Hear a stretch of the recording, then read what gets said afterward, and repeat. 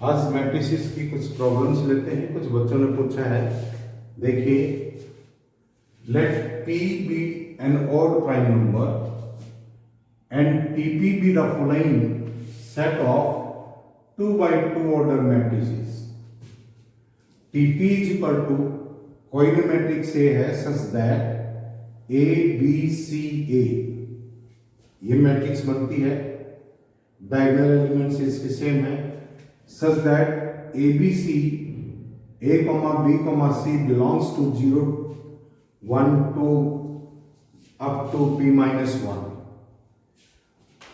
कहता है then find the number of A in TP such that A is either symmetric और skew symmetric, या तो symmetric है और स्क्यू सिमेट्रिक है और बोथ या दोनों,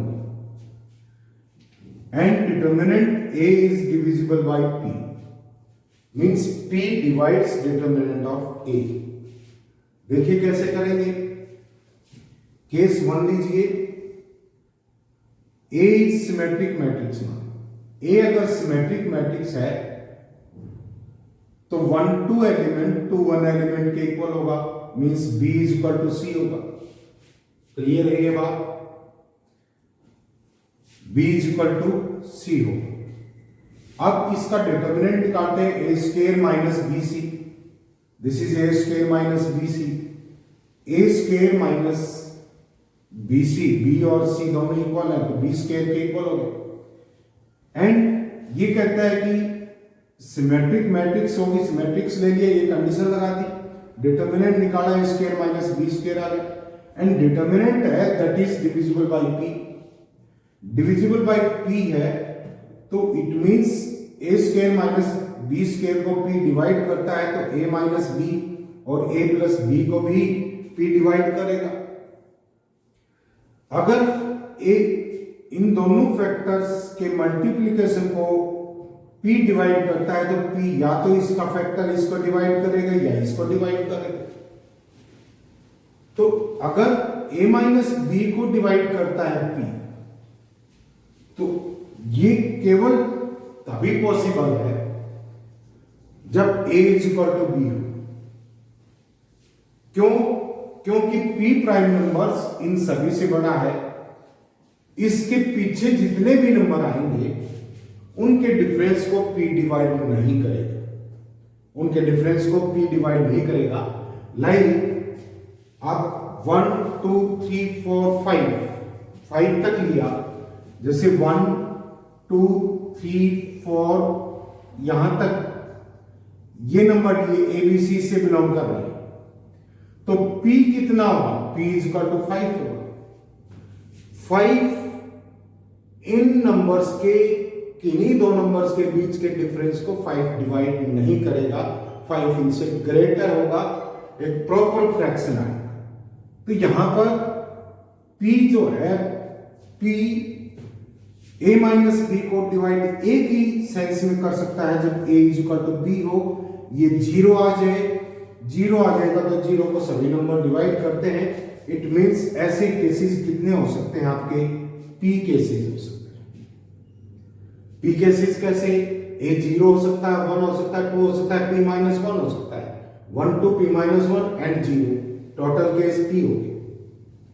सिमिलरली अगर A plus B is divisible by P, यानी कि P divides A plus B, that A plus B का सम कितना होना चाहिए आपका? A प्लस B का सम होना चाहिए P के इक्वल, तभी डिवाइड करेगा। इससे ग्रेटर क्योंकि P एक क्या है? प्राइम नंबर है। जैसे 1 2 3 4 1 2 3 4 P माइनस 1 तक की एक क्रम ली थी, P इज इक्वल टू कितना? 5। तो देखो 1 प्लस 4 को डिवाइड कर सकता है, 2 प्लस 3 को डिवाइड कर सकता है 5। तो ऐसे में क्या आ जाएगा? अगर A प्लस B को डिवाइड कर रहा है तो A क्या हो जाए? A 1 हो जाए और B क्या हो जाए? P माइनस 1 डिवाइड करेगा, A 2 हो जाए, B कितना हो जाए? This is P minus 2। तो ऐसे कितने केस बनेंगे? P माइनस 1 केस बनेंगे एक साइड में, ए को कितने p माइनस 1 वे में सिलेक्ट कर सकते हैं, तो b को 1 वे में ही सिलेक्ट करेंगे, क्योंकि a हमने 1 ले लिया तो b क्या लेना पड़ेगा, p माइनस 1। एक 2 ले लिया तो b क्या लेना पड़ेगा, p माइनस 2। लेकिन इसका उल्टा ऑर्डर बनाएंगे, इसका रिवर्स ऑर्डर बनाएंगे, वो भी इतने केस होंगे।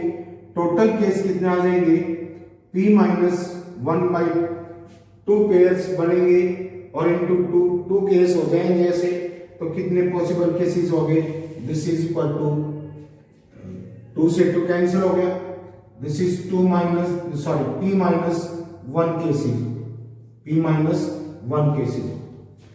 a plus b is equal to कितना होना चाहिए आपका, p के इक्वल होना चाहिए, इज इक्वल टू कितने, किसके इक्वल होना चाहिए, p के इक्वल होना चाहिए। तो a 0 आप ले नहीं सकते, 0 को किसी में ऐड करेंगे तो दिस इज, बाकी कितने केसेस बचते हैं आपके, ये 1 ले लिया तो ये p माइनस 1 लेना पड़ेगा, तो कितने p माइनस 1 बाई 2 पेयर्स हो गए, p माइनस 1 बाई 2 पेयर्स हो गए। एंड ऐसे रिवर्स ऑर्डर के बनाएंगे तो डबल पेयर्स हो गए, दिस इज p माइनस 1 आ गए। अब ये केस हो गया, तो अगर ए सिमेट्रिक मैट्रिक्स है, total case p minus 1 and p, total case कितने बने, 2p माइनस 1 केस हो गए। अब अगर a को स्क्यू सिमेट्रिक लेते हैं, then a is equal to 0, a is equal to क्या होना चाहिए, a इज इक्वल टू 0 होना चाहिए। डायगोनल एलिमेंट्स क्या होते हैं, स्क्यू सिमेट्रिक मैट्रिक्स के डायगोनल एलिमेंट्स क्या होते हैं, 0 होते हैं। And b is equal, b यहां पर b है तो यहां माइनस ही होना चाहिए, मींस इन दोनों का सम कितना आएगा, 0। b plus c is equal to क्या होना चाहिए, 0। b प्लस c 0 हो गया, a 0 हो गया, तो आपके पास डिटरमिनेंट क्या आ जाएगा, determinant is equal to a square minus b C था, a 0 हो गया and c is equal to minus b, तो डिटरमिनेंट आ गया आपके पास b square and b square p से डिविजिबल नहीं है। जैसे यही केस ले लो आप छोटा सा, इनमें किसी का भी स्क्वायर 5 से डिविजिबल नहीं होगा। p प्राइम नंबर्स है, p से लेस जितने भी नंबर होंगे उनका स्क्वायर उस प्राइम नंबर से डिविजिबल नहीं है, तो इसका मतलब ऐसे एक भी केस नहीं बनेंगे। तो टोटल नंबर वो जिनमें ए सिमेट्रिक हो, स्क्यू सिमेट्रिक हो या दोनों हो। अब ए सिमेट्रिक स्क्यू सिमेट्रिक के अंदर वो केस भी आ गए, लाइक 0 0 0 0 स्क्यू सिमेट्रिक मैट्रिक्स, ये भी स्क्यू सिमेट्रिक मैट्रिक्स है, ये केस इसमें इंक्लूड हो गया। तो बहुत जब सिमेट्रिक और स्क्यू सिमेट्रिक होंगे वो केसेस में इंक्लूड हो गए, दोबारा इंक्लूड नहीं करेंगे। तो टोटल नंबर ऑफ केसेस जैसे ऐसे में कितने आए आपके, 2p minus 1 case, 2p minus 1 case ऐसे होंगे जिसके अंदर मैट्रिक्स या तो सिमेट्रिक होगी या स्क्यू सिमेट्रिक होगी या दोनों होगी, और डिटरमिनेंट किससे डिविजिबल होगा, determinant is divisible by p। इतने केस क्लियर हो गए। नेक्स्ट क्वेश्चन देखिए, नेक्स्ट में कहता है ये कि the number of A find out कीजिए in TP such that trace of A is not divisible by b, trace of A is not divisible by b। अब देखिए ये मैट्रिक्स है, ट्रेस ऑफ मैट्रिक्स होता है, ट्रेस ऑफ ए क्या है, this is sum of diagonal elements,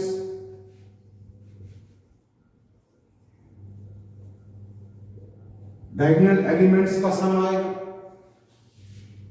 अब किन्हीं ए को अगर हम 0 लेते हैं तो trace of, in case a is equal to 0, trace of a क्या आ जाएगा, this is 0 and it is divisible by कितना होगा, it is divisible by p, p divides trace of a। इस केस में तो यहां पर ये पूछ रहा है कि trace must not be divisible by P. तो इट मींस क्या हो गया आपका, ए क्या नहीं हो सकता, एक जीरो नहीं हो सकता, एक जीरो नहीं हो सकता, एक जीरो नहीं हो सकता। बाकी किन्हीं दो नंबर्स का सम, जैसे आपको बताया था P अगर 5 ले लिया तो ABC को इनमें से सिलेक्ट करेंगे और इनमें से किसी दो नंबर का सम आपका किससे डिविजिबल नहीं है, 5 से डिविजिबल नहीं है। तो trace, in case trace is not divisible by P, ऐसे केसेस में A को आप कितने वेज में सिलेक्ट कर सकते हैं, जीरो को छोड़ करके P-1 वेज में सिलेक्ट कर सकते हैं। कितने वेज में सिलेक्शन आ गया, P-1 वेज में। तो ये तो था जिसमें ट्रेस डिविजिबल बाय कितने किसके हैं, आपका नॉट डिविजिबल बाय किसके है, P के है। दूसरा कहता है but P divides determinant of A, determinant of A को डिवाइड करता है, P divides determinant of A. Determinant of A क्या होगा, A square minus B C, A square minus A zero नहीं हो सकता। ए को हम कितने वेज में सेलेक्ट कर सकते हैं, P-1 वेज में। तो ए की सिलेक्शन कितने हैं, P-1 वेज। अब देखिए, अब हमें BC को ऐसे सिलेक्ट करना होगा कि P ए स्क्वायर माइनस BC को डिवाइड कर। तो B को हम कितने वेज में सिलेक्ट कर सकते हैं, P-1 वेज। देखिए B को कितने वेज में सिलेक्ट कर सकते हैं। अब देखिए यहां पर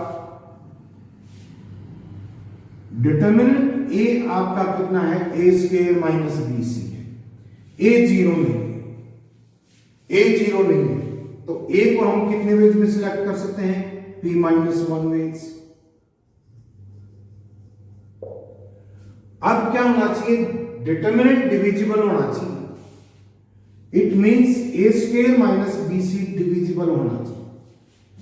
अब देखिए इनमें से आपने कोई भी सेट ले लिया, यहां जीरो से P-1 तक, दिस इज 0 0 1 2 3 4, P-1 हो गया तो P यहां पर कितना हो गया, 5 हो गया।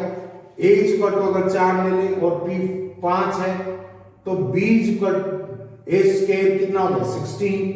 16 में से B को 1 लेंगे, 1 सिलेक्ट करेंगे, B को 1 सिलेक्ट किया आपने तो C भी 1 लेना पड़ेगा क्योंकि 16 माइनस 1 5 से डिविजिबल है। इसी तरह से B को अगर 2 लेंगे, B को अगर 2 सिलेक्ट किया तो C को आप कितना सिलेक्ट करेंगे, 3, तभी 16 माइनस 6 10 डिविजिबल बाय 5 होगा।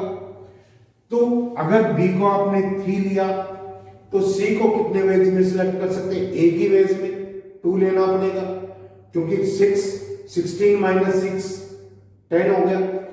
B को अगर 5 लेते हैं तो C को कितना B को अगर 4 लेते हैं, 5 तो ले ही नहीं सकते, तो C भी कितना लेना पड़ेगा, 4 लेना पड़ेगा।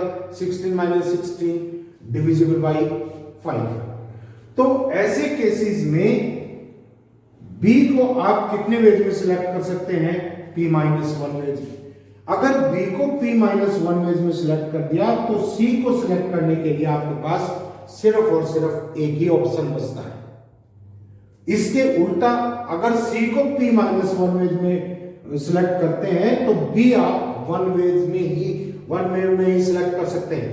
तो टोटल कॉम्बिनेशन क्या आया, इन दोनों कंडीशन को सेटिस्फाई करने के लिए A को आप कितने वेज में सिलेक्ट कर सकते हैं, P-1 वेज में, B को P-1 वेज में and C only in 1 ways. तो टोटल नंबर ऑफ वेज क्या आ गए, ये मल्टीप्लाइड बाय ये, this is equal to P-1 का होल स्क्वायर। तो ऐसी मैट्रिसेस कितनी होंगी जिनका ट्रेस तो डिविजिबल बाय P नहीं है लेकिन उसका डिटर्मिनेंट डिविजिबल बाय क्या है, उसका डिटर्मिनेंट डिविजिबल बाय P है। तो इसका आंसर क्या होगा, P-1 का होल स्क्वायर। अब थर्ड पार्ट देखिए, हमारे पास सेकंड पार्ट में क्या था, यानी कि number of matrices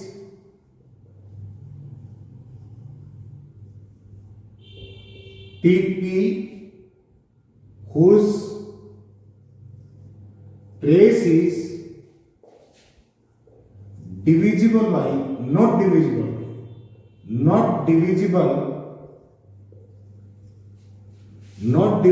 by P, but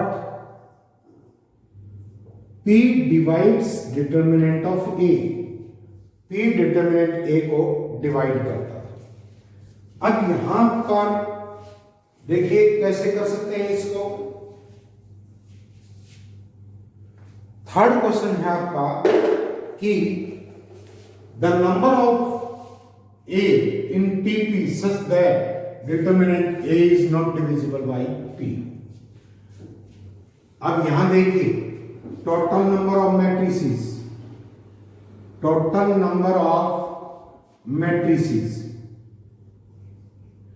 कितनी फॉर्म हो सकती है? ए इस तरह से बनेगी, ए बी सी इनमें से सेलेक्ट करना है। ए को आप टोटल नंबर ऑफ, कोई कंडीशन नहीं है, मींस ए को कितने वेज में सिलेक्ट कर सकते हैं? 1 to p minus 1, p minus 1 veg ही होगी, एक वेज ही होगा। कितने वेज में सिलेक्ट कर सकते हैं? p वेज में। बी को भी कितने वेज में? p वेज में। और सी को भी कितने वेज में? p वेज में। टोटल नंबर ऑफ मैट्रिसेस कितनी होगी? p क्यूब मैट्रिसेस होगी, टोटल नंबर ऑफ मैट्रिसेस। अब total number of matrices,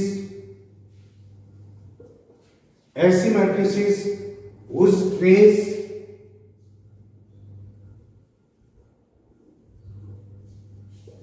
is divisible by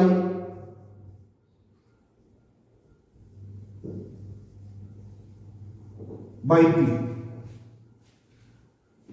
trace इस मैट्रिक्स में ट्रेस लेते हैं 2A। ट्रेस ऑफ A कितना है? Trace of A is equal to 2A। This is 2A। इन सभी को 0 से 1 p माइनस 1 तक की टर्म्स को आपस में ऐड करेंगे, उसी के साथ 1 का एडिशन 1 के साथ, 2 का 2 के साथ, तो इनमें से कोई भी p से डिविजिबल नहीं होगा। p से डिविजिबल कब हो सकता है? जब a is equal to 0। a is equal to 0 यानी कि a इज इक्वल टू क्या होना चाहिए? 0। If p divides trace of a, trace of a को अगर p डिवाइड करता है तो a मस्ट बी 0। A 0 है, B को कितने वेज में सिलेक्ट कर सकते हैं? P वेज में। एंड C को कितने वेज में सिलेक्ट कर सकते हैं? P वेज में। तो total number of matrices whose trace is divisible by P, ये कितना आ गया? This is equal to P square. ऐसी मैट्रिसेस कितनी होगी? P स्क्वायर होगी। अब total number of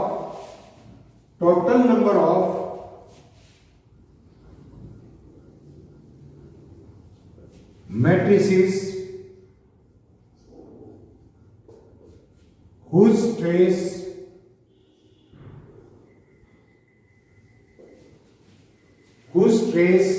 is not divisible,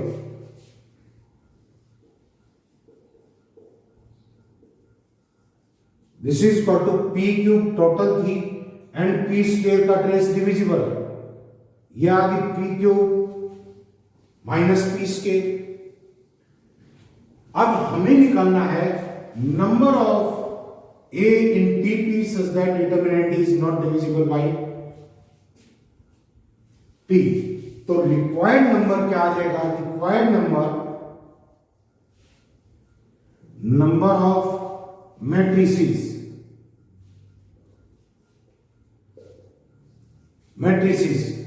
क्या आ जाएगा आपके पास? Total number of matrices whose trace is not divisible means, या ऐसे कर दो, टोटल नंबर ऑफ मैट्रिसेस क्या आया था आपके पास? टोटल नंबर ऑफ मैट्रिसेस कितने थे? p क्यूब माइनस ऐसी मैट्रिसेस कितनी थी जिनका डिटरमिनेंट डिविजिबल था बट ट्रेस नहीं डिविजिबल था, कितना आ गया? p माइनस 1 का स्क्वायर।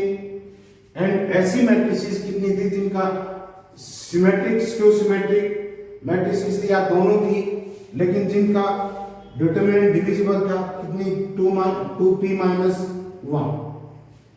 इसको सॉल्व करेंगे क्या आ जाएगा, P cube minus P square plus 2p minus 1 minus 2p plus 1, ये कैंसिल हो गया। This is total number of matrices कितनी आ गई, P square P cube minus P square. यहां पर टोटल नंबर ऑफ मैट्रिसेस जिनका ट्रेस डिविजिबल नहीं है वो भी कितनी है, P cube minus P square. And total number of matrices, third part, the number of matrices in TP such that determinant A is not divisible by P. ऐसे questions थोड़े difficult जरूर होते हैं बट इसको बहुत माइन्यूटली स्टडी करना पड़ता है। देखिए सब मैट्रिक्स क्या होती है, हम रैंक ऑफ मैट्रिक्स की तरफ जा रहे हैं। रैंक ऑफ मैट्रिक्स के लिए सब मैट्रिक्स का पता होना जरूरी है। रैंक ऑफ मैट्रिक्स पढ़ेंगे उसके बाद, एंड ये भी बात करेंगे कि रैंक ऑफ मैट्रिक्स हम क्यों पढ़ेंगे, कहां इस्तेमाल। तो पहले देखिए sub matrix. Sub matrix, let A B m by n matrix, m by n order की मैट्रिक्स है। Then A matrix obtained by leaving some rows or some columns or both is called sum matrix of A. Like अगर आप ये D matrix लेते हैं, this is matrix A, ये matrix A है आपके पास, इसका ऑर्डर है आपका, दिस इज 3/4। आपने इस मैट्रिक्स के इस कॉलम को डिलीट कर दिया, रिमेनिंग जो मैट्रिक्स होगी इसकी सब मैट्रिक्स होगी, दिस इज सब मैट्रिक्स। अगर आपने ये रो एंड ये कॉलम और ये कॉलम डिलीट कर दिए, सॉरी, अगर आपने कौन से ये कॉलम एंड ये रो डिलीट कर दिया, आपके पास सब मैट्रिक्स ही है। सिमिलरली इस रो को और ये दोनों कॉलम्स डिलीट कर देंगे, आपके पास सी मैट्रिक्स आ जाएगी। दीज आर सब matrices of matrix A.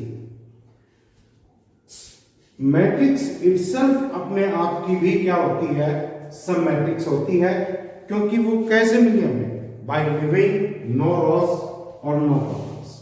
Means कोई रो कोई कॉलम उसमें डिलीट नहीं किया, तो इसका मतलब क्या होगा, वो सब मैट्रिक्स आ गया। तो यहां पर सब मैट्रिक्स क्लियर हो गई होगी। रैंक निकालेंगे, रैंक में ये बात जरूर आएगी कि सब मैट्रिक्स क्या होती है। अब देखिए रैंक ऑफ मैट्रिक्स क्या होता है, पहले इसकी डेफिनेशन देखिए। A number are is said to be rank of an m by n matrix. कोई m by n मैट्रिक्स की m by n ऑर्डर की मैट्रिक्स है और उसका रैंक निकालना है। मान लो उसका रैंक क्या है, आपके पास r है, तो एवरी स्क्वायर सब मैट्रिक्स, आपने सब मैट्रिक्स निकाली, m by n ऑर्डर है, अगर m is not equal to n है, रेक्टेंगुलर मैट्रिक्स है, रेक्टेंगुलर मैट्रिक्स का आप डिटरमिनेंट नहीं निकाल सकते। लेकिन आपने इसकी सब मैट्रिसेस बनाई, every square matrix, square sub matrix of order r+1, r order की आपने मैट्रिक्स बनाई, सब मैट्रिक्स बनाई, और देखा कि इससे बड़े ऑर्डर की, जिनका ऑर्डर r+1 था या इससे भी बड़ा था, सारी की सारी सिंगुलर मैट्रिक्स, तो उसका रैंक क्या कहलाएगा, r क्या है आपकी नॉन सिंगुलर है, तो उसका ऑर्डर क्या कहलाएगा, आपका r कहलाएगा। And there exist at least one square sub matrix of order r which is non singular. Means आपके पास अगर ये मैट्रिक्स है 2 0 0, दिस इज 0, इस ए मैट्रिक्स है, ए मैट्रिक्स का डिटरमिनेंट कितना है, आपके पास 0 है, तो इसका रैंक जो होगा, रैंक ऑफ ए होगा दैट इज लेस देन, ये कितने ऑर्डर की थी, 2/2 की थी, less than equal to 2, less than 2 होगा, 2 का तो स्कोप ही खत्म हो गया। अब 1/1 ऑर्डर की सब मैट्रिक्स बनाएंगे, एक क्या होगा, दिस इज 2 0, बाकी 0 0 ही बनेगी। अब इसका डिटरमिनेंट कितना है, 2 है, इसका डिटरमिनेंट कितना है, 0 है, तो इसका मतलब है हमारे पास 2/2 ऑर्डर की मैट्रिक्स थी जो कि क्या थी, आपके पास सिंगुलर थी, तो उसका रैंक 2 नहीं हो सकता, 2 से कम होगा। अगर ये आपकी सिंगुलर नॉन सिंगुलर मैट्रिक्स होती, जैसे A इज इक्वल टू क्या आ गया, 1 2 3 और 4, तो determinant of A is equal to कितना आ गया, this is 4 minus this is -2 not equal to 0, तो यहां पर इसमें रैंक ऑफ A क्या हो जाता है, आपके पास 2 है।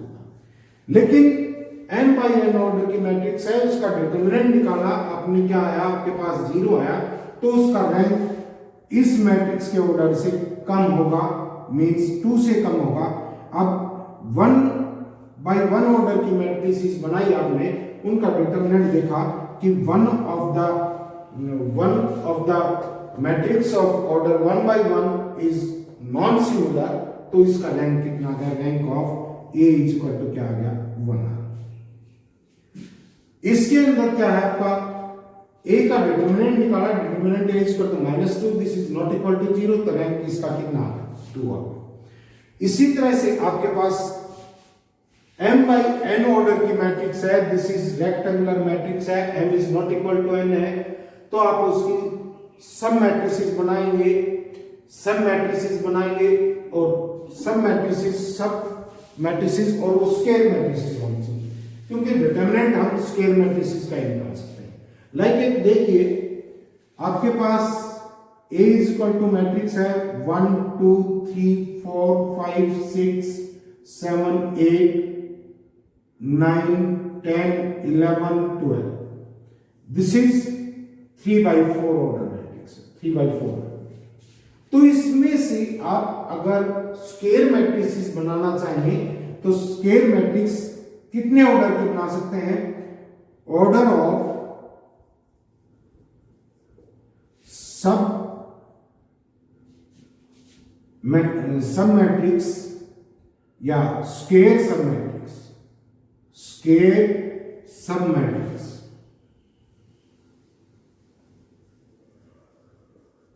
आप 4/4 ऑर्डर की तो स्क्वायर मैट्रिक्स बना नहीं सकते, क्योंकि 4 रो कहां से लाएंगे, तो order of sub square matrix क्या हो सकता है आपका, इनमें से मिनिमम, रो या कॉलम में से मिनिमम होगा उतने ऑर्डर की स्क्वायर मैट्रिक्स बन सकती है, वो उसका ऑर्डर आएगा, order of sub square sub matrix कितना होगा, less than equal to minimum of 3,4।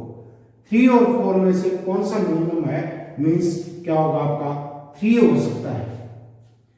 बड़ी से बड़ी जो लार्जेस्ट स्क्वायर सब मैट्रिक्स बनेगी उसका ऑर्डर कितना हो सकता है, मैक्सिमम 3 हो सकता है, मींस इनमें से मिनिमम आप सिलेक्ट करें, उतने ऑर्डर की स्क्वायर मैट्रिक्स बन सकती है। तो देखिए, rank of A matrix, rank A number are is said to be rank of matrix m/n if every square sub matrix of order r+1 की रैंक इसका r कब है, जब r+1 यानी कि इससे बड़े ऑर्डर की सब स्क्वायर सब मैट्रिसेस हैं वो सारी सिंगुलर है, उनका डिटरमिनेंट 0 है, एंड कम से कम एक सब मैट्रिक्स r ऑर्डर की नॉन सिंगुलर है, तो उसका रैंक क्या होगा, r। Thus rank of a matrix is order of the highest non-singular submatrix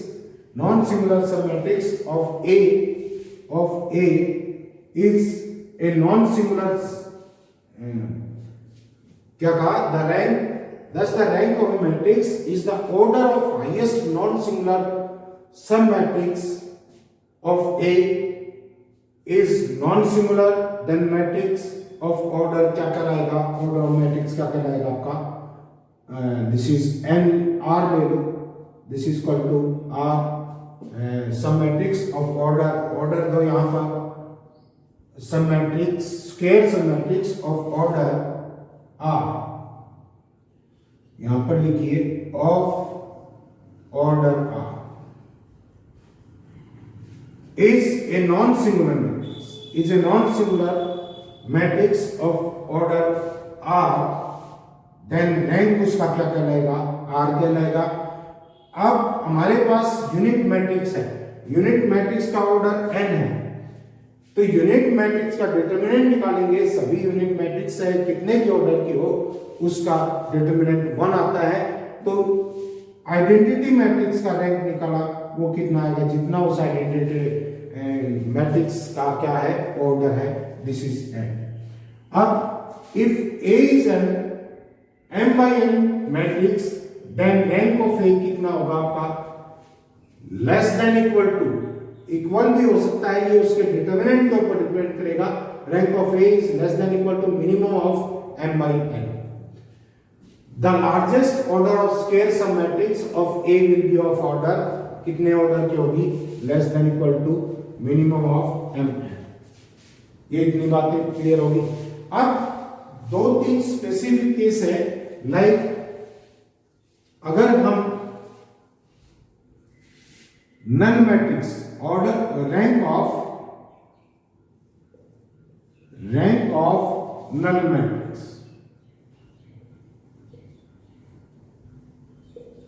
is not defined, rank of null matrix है आपका वो डिफाइन नहीं होता। इसके बाद है बाकी सभी जो मैट्रिसेस हैं, रैंक ऑफ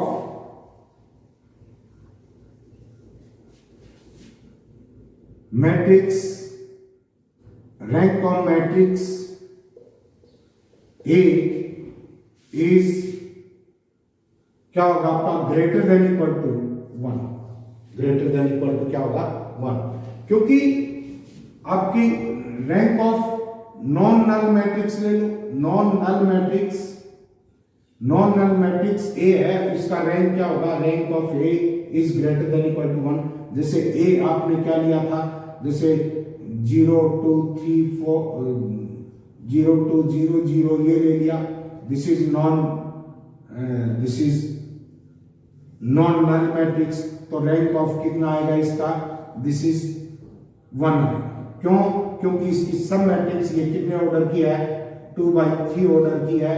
इसमें से स्क्वायर मैट्रिक्स 2/2 ऑर्डर की बना सकते हैं, 2/2 ऑर्डर की बनाएंगे, मान लो B आ गई, दिस इज कौन सी होगी, 0 2 0 0 एंड C क्या हो गया 2 0 0 0 एंड और बन सकती है D इज इक्वल टू क्या आ जाएगा 0 0 0 0। इसमें एक भी सब मैट्रिक्स ऐसी नहीं बनी जिसका डिटरमिनेंट 0 नहीं है, सभी का डिटरमिनेंट क्या है 0 है, तो इसका रैंक क्या होगा, rank of A is less than 2 होगा। 2 ऑर्डर की तो छोटी बड़ी से बड़ी हम सब मैट्रिक्स बना सकते थे, स्क्वायर सब मैट्रिक्स बना सकते थे, और उसका डिटरमिनेंट देखा सभी का 0 आ गया, तो रैंक 2 से छोटा है। अब एक एक ऑर्डर की बनाएंगे, एक एक ऑर्डर की 0 and this is 2, this is बाकी सभी 0 आ जाएंगे। तो यहां पर 1/1 ऑर्डर की एक मैट्रिक्स तो अपने पास आई जिसका डिटरमिनेंट कितना है 2 है, ये नॉन सिंगुलर है। बाकी और सब मैट्रिक्स 1/1 ऑर्डर की बनाई, उनका डिटरमिनेंट 0 भी है, लेकिन कम से कम एक सब मैट्रिक्स ऐसी होनी चाहिए जो क्या है नॉन सिंगुलर है, तो उसका रैंक क्या आएगा आपका उतना ही जितने ऑर्डर की वो मैट्रिक्स है। यानी कि यहाँ पर 1/1 ऑर्डर की देख रहे थे, तो यहाँ पर रैंक कितना आ गया, इस मैट्रिक्स का रैंक कितना आ गया आपका 1। रैंक निकालने के लिए कुछ एग्जांपल लेके देखते हैं। This is find the rank of matrix A, matrix A ये दे रखी है। अब हमें सबसे पहले क्लियर पिक्चर होनी चाहिए माइंड में, रैंक निकालना है, मीन्स हम क्या निकालना चाह रहे हैं, मैट्रिक्स 3/3 ऑर्डर की है, 3/3 ऑर्डर की मैट्रिक्स है, अगर इसका रैंक निकालने हैं तो इसका डिटर्मिनेंट देखेंगे। किसके ऊपर डिपेंड करता है? सारा रैंक का सिस्टम ही किसके ऊपर? डिटर्मिनेंट के ऊपर डिपेंड करता है। रैंक देखिए, डिटर्मिनेंट निकाला हमने 1 into 1 minus 4 and minus 2 into 2 minus 4 and plus 2 into 4 minus 2. This is equal to minus 3 and this is plus 4 and plus 4 plus 4. This is 8, this is equal to 5 and this is not equal to 0. Non singular matrix है तो इस matrix का rank कितना हुआ? Rank of A is equal to 3। खुद ही ये non singular matrix है।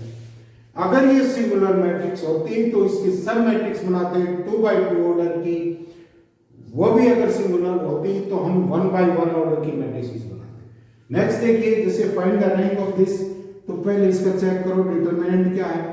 Determinant 1 into 25 minus 24 minus 2 into 20 minus 18, 20 minus 18 plus 3 into 16 minus 15.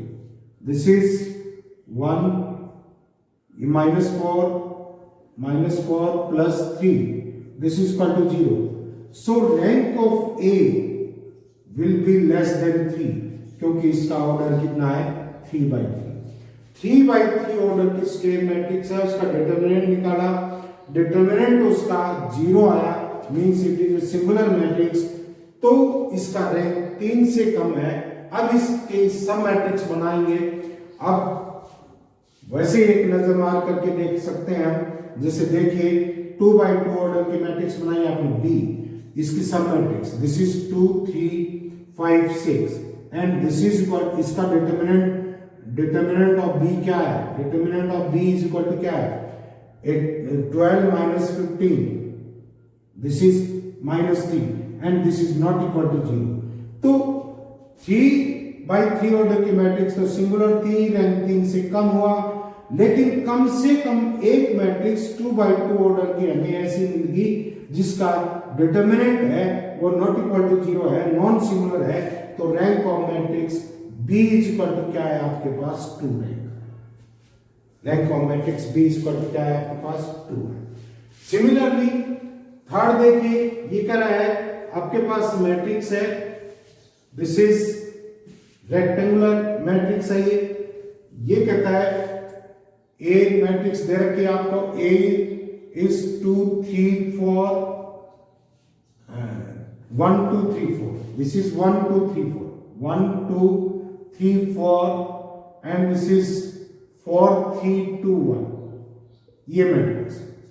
अब ये ऑर्डर है इसका 2/4, इसका डिटरमिनेंट नहीं निकाल सकते एंड स्मॉलेस्ट इसकी लार्जेस्ट इससे स्क्वायर सब मैट्रिक्स कितने ऑर्डर के बना सकते हैं?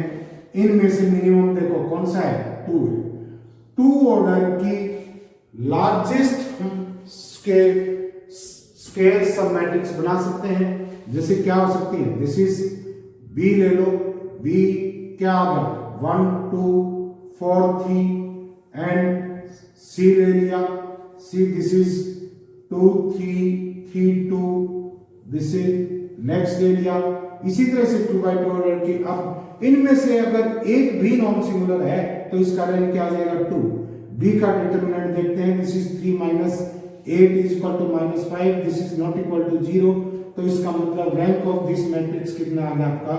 Rank of this matrix is equal to क्या आ गया आपके पास? 2। तो रैंक निकाल सकते हैं। अब देखिए एलिमेंट्री ट्रांसफॉर्मेशन करते हैं। जैसे मैट्रिक्स ये है आपके पास A is equal to matrix 1 2 3 4। अब इसके ऊपर एलिमेंट्री ट्रांसफॉर्मेशन किया हमने, C1 changes to C2 and C2 changes to C1, क्या होगा? This is 2 4 1 3। अब इस मैट्रिक्स, ये मैट्रिक्स B होगी। A का डिटरमिनेंट निकाला, A का डिटरमिनेंट कितना है? 4 4 minus 6, this is -2 and B का डिटरमिनेंट निकालेंगे, दिस इज इक्वल टू क्या आ गया आपके पास? 6 6 minus 2, 6 minus 4, this is 2. Sign change होता है, न्यूमेरिकल वैल्यू आपकी ये जीरो नहीं करता है, मैग्नीट्यूड जो होता है डिटरमिनेंट का सेम आएगा। तो एलिमेंट्री ट्रांसफॉर्मेशन जहां पर लगाते हैं, do not alter the rank of the matrix, वो मैट्रिक्स के रैंक को अल्टर नहीं करता है, मैट्रिक्स के रैंक के ऊपर कोई इफेक्ट नहीं डालता है। सिमिलरली ए मैट्रिक्स और उसके ट्रांसपोज का डिटरमिनेंट सेम होता है, तो कोई भी सब मैट्रिक्स बनाएंगे और उनका ट्रांसपोज करेंगे, उनका डिटरमिनेंट सेम आएगा। तो rank of A and rank of A transpose आपका सेम होता है। इक्विवेलेंट मैट्रिसेस क्या होते हैं? इक्विवेलेंट मैट्रिसेस, अगर एक ए और बी दो मैट्रिसेस हैं, ए के ऊपर आप सीक्वेंस ऑफ एलिमेंट्री ट्रांसफॉर्मेशंस के ऑपरेशन लगा करके बी मैट्रिक्स आपके पास आती है, वो क्या कहलाती है? इक्विवेलेंट मैट्रिक्स कहलाती है। कैसे लिखते हैं? A is equivalent to B, and दोनों का रैंक क्या होगा? आपका सेम होगा, because they do not affect the result on the magnitude of determinant। तो इनका रैंक क्या रहेगा? आपका सेम रहेगा। इसके आगे देखते हैं, इकेलॉन फॉर्म में रिड्यूस करके आप किसी भी मैट्रिक्स का रैंक कैसे निकालते हैं। इकेलॉन फॉर्म देखते हैं आगे। Echelon form of matrix, a matrix is said to be in echelon form if either A is a null matrix, या तो A null matrix हो और satisfies the following conditions। ये कंडीशन सेटिस्फाई करते हो कौन सी? Number 1, every non-zero row in A precedes our zero, यानी कि जीरो रो के बाद नॉन जीरो रो है, जीरो रो के बाद नॉन जीरो रो, मींस जीरो रो होगी वो बॉटम में आएगी, सबसे नीचे आएगी। सेकंड है, the number of zeros before the first non zero element in a row is less than the number of such zeros in the next row. Means ये row non zero रो है, इसमें 0 1 है, इससे सेकंड रो में आई, इसमें zero कितने आएंगे? 2 आएंगे, इससे ज्यादा होंगे। मींस इसमें जीरो कम है, इसमें इससे कम जीरो है। तो number of zeros downward row echelon form लगाते हैं तो रो वाइज नीचे बढ़ती चली जाएंगी एंड ऊपर आएंगे तो कम होती चली जाएंगी। कई राइटर ये चीज भी कंसीडर करते हैं, non zero entry in every non zero row is unity. Non zero entry होती है leading entry. Non zero entry means इसमें नॉन जीरो एंट्री क्या हुई? 3, इसमें नॉन जीरो एंट्री क्या हुई? 2। तो कई केसेस में ऐसा भी मानते हैं कि नॉन जीरो एंट्री है वो यूनिटी होती है, एक होता है। लेकिन आप जिस काम के लिए आप इसका इस्तेमाल कर रहे हैं उससे इस पर कोई फर्क नहीं पड़ता, तो ये चीज कंसीडर हम नहीं करते। तो इचेलॉन फॉर्म क्या हुई? नंबर ऑफ जीरोस डाउनवर्ड जाएंगे, रो वाइज बढ़ती चली जाएंगी। जिसमें सारी रो हैं वो रो किस में, सारी जीरो हैं वो रो किस में आएगी? बॉटम में आएगी। अब जैसे हम ये इचेलॉन फॉर्म रो इचेलॉन फॉर्म है, हम क्यों निकालते हैं? क्योंकि इससे मैट्रिक्स का बड़ी मैट्रिक्स होती हैं उनका रैंक निकाल सकते हैं। रैंक क्या होता है? जितनी इचेलॉन फॉर्म के अंदर नॉन जीरो रो होती है वो उसका रैंक होता है। जैसे इस मैट्रिक्स का क्या होगा? नॉन जीरो रो कितनी है? 1 2, तो इसका रैंक कितना होगा? 2। ये आपकी इचेलॉन फॉर्म नहीं है क्योंकि इसमें 2 जीरोस हैं, नेक्स्ट रो में गए उसमें जीरो लेस नहीं हुई, 2 जीरो ही रहेगी। तो this is not echelon form. This is echelon form क्योंकि इसमें 2 जीरोस हैं, इसमें 1 है, इसमें 1 भी नहीं। तो इसका रैंक कितना हुआ? इसका रैंक लेंगे, rank of this matrix is equal to 3, क्योंकि इसमें नॉन जीरो रो कितनी है? 3 है, ये भी नॉन जीरो है, ये भी नॉन जीरो, ये भी नॉन जीरो। इसमें ये तो इस इशेलॉन फॉर्म है नहीं, इसमें इसका रैंक कितना आएगा, इसमें नॉन जीरो रो 2 है, तो इसका रैंक ऑफ ए कितना आ गया आपके पास 2 आ गया। अब देखिए कोई मैट्रिक्स दे रखी है आपको and you want to reduce it in echelon form, row echelon form. इसी तरह से सिमिलर केस कॉलम वाइज आप जीरोस का अरेंजमेंट करेंगे, वो आपकी कॉलम इशेलॉन फॉर्म हो जाएगी। अब देखिए हम एलिमेंट्री रो ऑपरेशन लगा करके इसको इशेलॉन फॉर्म में कन्वर्ट करेंगे। ये मैट्रिक्स दे रखी है, इसका रैंक निकालना है, 4x4 ऑर्डर की मैट्रिक्स है, काफी लंबा प्रोसेस हो जाएगा अगर डिटरमिनेंट निकालते हैं। तो इसके लिए हम क्या करते हैं, इसको इशेलॉन फॉर्म के अंदर चेंज कर देते हैं। क्या करें, पहले ये सारे जितने पॉसिबल है उनको जीरो बनाओ। आप ऑपरेशन लगाए, R4 changes to R4 minus 6 R1, ये जीरो हो जाएगा। R3 changes to R3 minus 3 R1, ये जीरो हो जाएगा। R2 changes to R2 minus 2 R1, ये भी जीरो है। ये ऑपरेशन लगाया आपने, आपके पास ये रिजल्ट है। अब अगर हम इस रो में से इसको सब्ट्रैक्ट करते हैं तो यहां जीरो आ जाएगा। क्या किया, R4 changes to R4 minus R3 and क्या आ गया यहां से, दिस इज 1 2 3 एंड ये 0 0 माइनस 3 2, इसको सब्ट्रैक्ट कर दिया फोर्थ में से, तो यहां जीरो पहले था, ये जीरो आ गया, माइनस 3 2। अब आगे क्या करें, इस सेकंड रो को अगर फोर्थ में से सब्ट्रैक्ट कर देते हैं, फोर्थ रो वाली सारी जीरो आ जाएंगी। क्या करें, R4 changes to R4 minus R2, तो यहां से क्या आ गया आपके पास 0 0 0 0। अब अभी ये इशेलॉन फॉर्म में नहीं आई है क्योंकि इस रो में 1 0 है, बट इसमें क्या है 2 zeros है।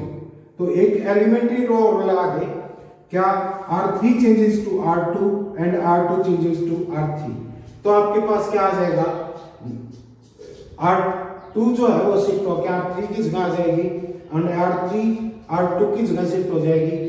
अब ये जो मैट्रिक्स है ये इशेलॉन फॉर्म है, रो इशेलॉन फॉर्म है, और इसमें नॉन जीरो रोज कितनी है ये आपके पास 1 2 3 और 3।